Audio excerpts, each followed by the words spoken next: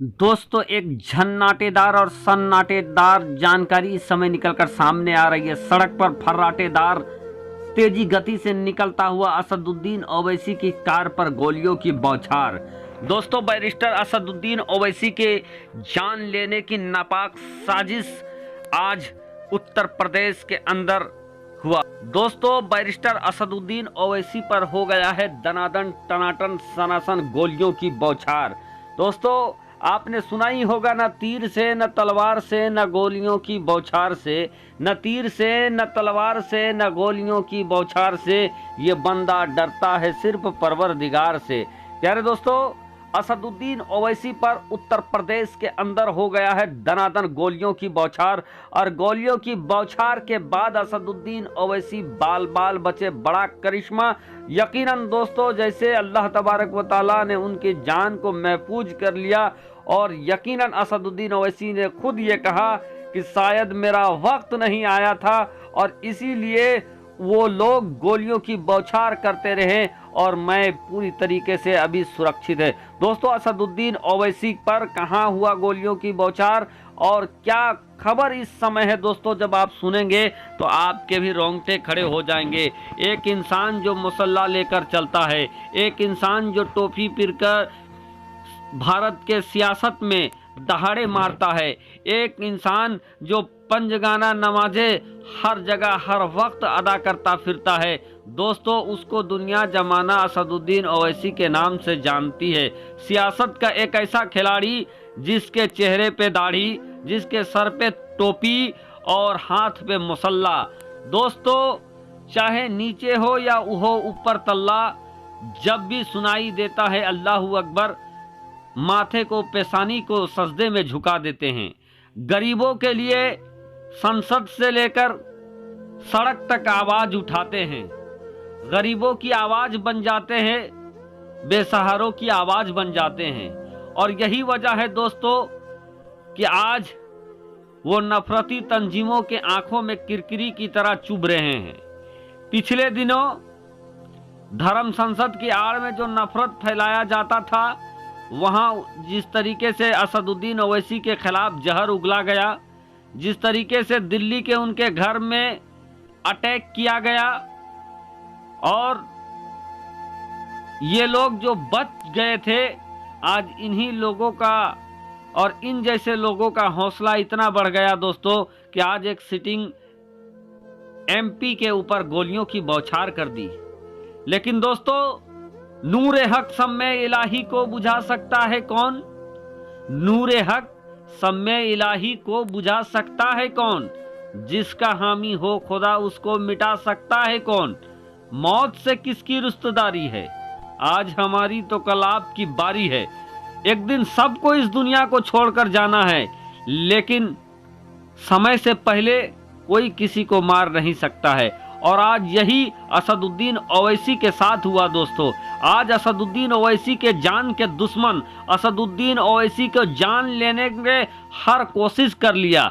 यानी असदुद्दीन ओवैसी ने जो जानकारी दिया है दोस्तों कि वो उत्तर प्रदेश के कई जगहों पर पद यात्रा करके अपने लिए माहौल बना रहे थे, अपने प्रत्याशियों के लिए माहौल बना रहे थे, क्योंकि उत्तर प्रदेश में चुनाव है। और इसी चुनाव के अंदर असदुद्दीन ओवैसी ने 90 से ज्यादा उम्मीदवारों को उतारने की घोषणा कर डाला है। एक थर्ड मोर्चा, थर्ड अलायंस का निर्माण किया है उत्तर प्रदेश के अंदर, और एक हुंकार भरी है, दहाड़ भरी है। इनके समर्थन में हजारों नहीं बल्कि लाखों की भीड़ जुट रही है, और इसी से शायद किसी के दिल में धक धक पैदा हो रहा है, जिसको लेकर दोस्तों असदुद्दीन ओवैसी ने ये कहा है कि हमारे तो बहुत सारे दुश्मन हैं।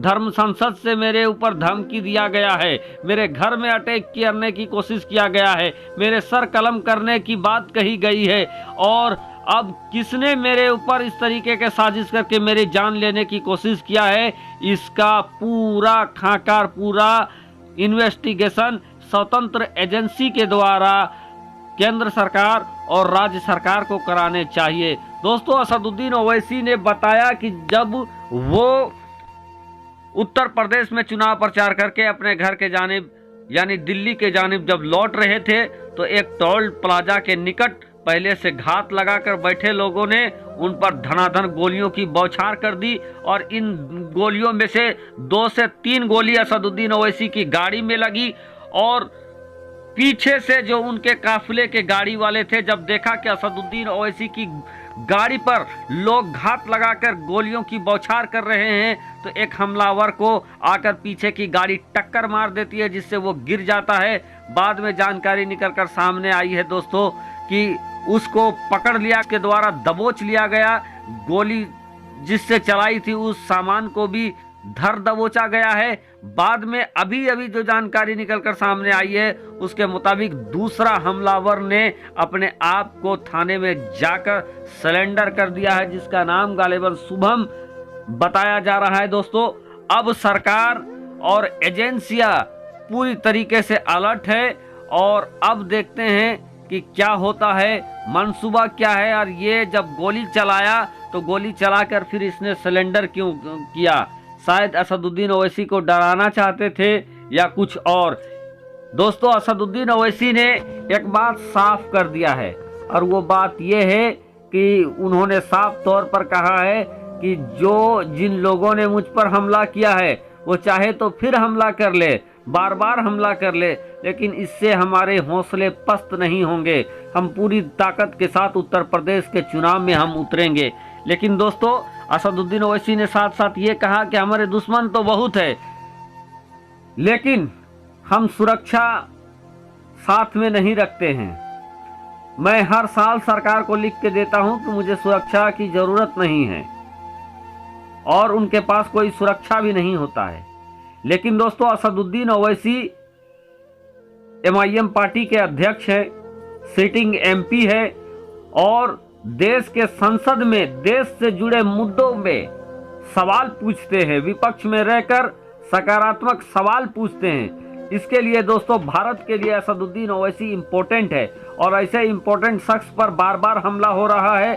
अगरचे असदुद्दीन ओवैसी नहीं चाहते हैं, फिर भी असदुद्दीन ओवैसी को सरकार सख्त से सख्त सुरक्षा देनी चाहिए, उनको बुलेट प्रूफ कार भी देनी चाहिए, ऐसा लोगों का कहना है। चूंकि असदुद्दीन ओवैसी जनता की आवाज है, गरीबों की आवाज है, विपक्ष में रहकर सरकार से सकारात्मक सवाल करते हैं और इस तरीके से देश के हर मुद्दे पे बेबाकी के साथ बात रखते हैं, जिसको सरकार सुनती है, देश सुनता है।